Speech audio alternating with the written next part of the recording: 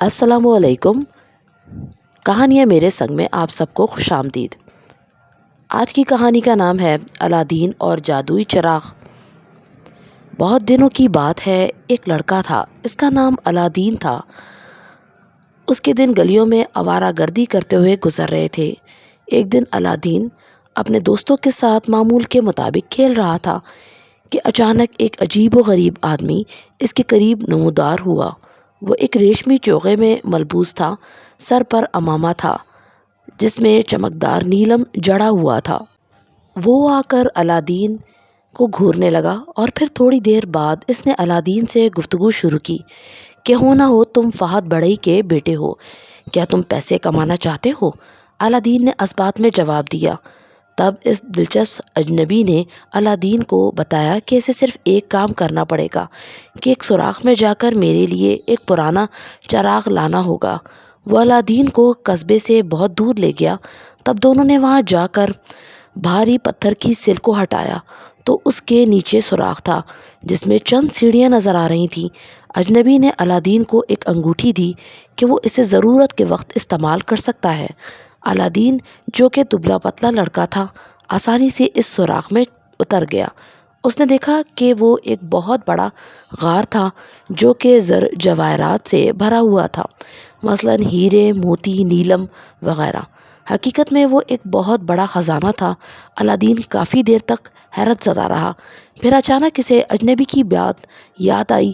اس نے وعدہ کیا تھا کہ وہ اسے پرانا چراغ ڈھونڈ کر لا کر دے گا۔ وہ سوچ رہا تھا کہ اجنبی نے ہیرے جواہرات کے بجائے پرانا چراغ لانے کو کیوں کہا۔ اس نے اوپر نیچے دیکھا، دائیں بائیں دیکھا اور آخر چراغ ڈھونڈ ہی لیا جو کہ جواہرات سے بھرے ایک صندوق پر پڑا تھا۔ اس نے چراغ کو اٹھا کر دیکھا مگر اس میں اسے کوئی خاص بات محسوس نہ ہوئی۔ اس نے سوچا کہ اجنبی ضرور کوئی جادوگر ہے ورنہ اسے پرانے چراغ سے کیا واسطہ۔ اس نے چراغ اٹھایا اور سیڑھیوں پر چڑھ گیا۔ وہاں وہ آدمی الادین کا انتظار کر رہا تھا چراغ لینے کے لیے۔ وہاں پہنچ کر الادین نے اجنبی سے کہا کہ مجھے باہر نکالو، مگر اجنبی نے کہا کہ پہلے چراغ میرے حوالے کرو۔ دونوں کافی دیر تک بحث کرتے رہے لیکن وہ آدمی اپنی ضد پر اڑا رہا۔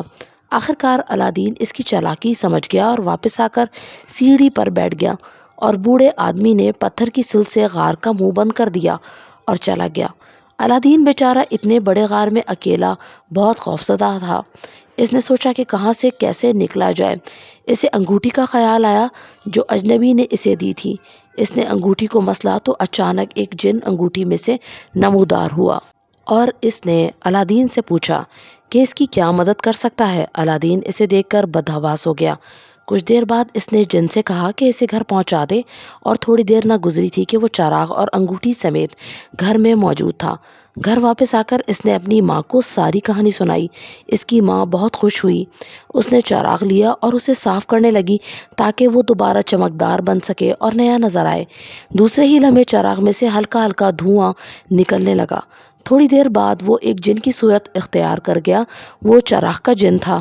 اس نے الادین کی ماں سے کہا کہ وہ حکم کرے وہ تعمیل کرے گا۔ الادین اور اس کی ماں آہستہ آہستہ اپنی تمام خواہشات چراغ کے جن سے پوری کرواتے رہے اور اب ان کے دن بہت اچھے گزرنے لگے۔ اب الادین لمبا، خوبصورت اور جوان بن چکا تھا۔ ایک دن الادین نے بادشاہ کی بیٹی بدرالنساء کو دیکھا۔ وہ بہت خوبصورت تھی۔ الادین اسے پسند کرنے لگا۔ بادشاہ نے اس دولت مند اور نوجوان سے متاثر ہو کر اپنی بیٹی کی شادی اس سے کر دی اور اب یہ دونوں جن کے تعمیر کردہ خوبصورت محل میں رہنے لگے۔ کافی دن گزر گئے۔ ایک دن جب شہزادی گھر میں اکیلی تھی، ایک تاجر اس کے محل کی کھڑکی کے پاس سے گزرا۔ اس نے آواز لگائی کہ نئے چراغ لے لو اور پرانے چراغ دے دو۔ بدرالنساء نے تاجر کو پرانا چراغ دے دیا اور نیا چراغ لے لیا۔ وہ تاجر اصل میں وہی جادوگر تھا۔ جادوگر نے چراغ اٹھا کر اسے رگڑا تو جن حاضر ہو گیا اور جن نے کہا تم جو کہو میں وہی کروں گا۔ اس نے جن کو حکم دیا کہ شہزادی کو محل کے سمیت اٹھا کر بہت دور لے جائے جہاں الادین نہ پہنچ سکے۔ اسی اثنا میں الادین واپس آیا۔ وہ بہت اداس ہوا کہ وہاں کچھ بھی نہ تھا، نہ محل نہ شہزادی۔ وہ سارا ماجرا سمجھ چکا تھا۔ اس کو یقین تھا کہ یہ سب جادوگر نے کیا ہے۔ اچانک اس کو انگوٹھی والے جن کا خیال آیا۔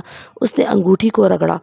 جن حاضر ہو گیا۔ اس نے جن کو حکم دیا کہ اسے شہزادی کے پاس پہنچا دے۔ جن نے حکم کی تعمیل کی اور جن نے اسے محل کے باورچی خانے میں پہنچا دیا جہاں شہزادی جادوگر کے لیے چائے تیار کر رہی تھی۔ اس نے شہزادی سے کہا کہ یہ پاؤڈر چائے میں ملا دو۔ شہزادی نے اس کی ہدایت پر عمل کیا۔ نتیجتاً جادوگر نے چائے پی اور گر کر بے ہوش ہو گیا۔ الادین نے چراغ کے جن کو حاضر کر کے حکم دیا کہ انہیں محل سمیت واپس ان کی ریاست میں پہنچا دیا جائے۔ واپس آ کر وہ ہنسی خوشی رہنے لگے اور جادوگر پھر دوبارہ اس علاقے میں نظر نہیں آیا۔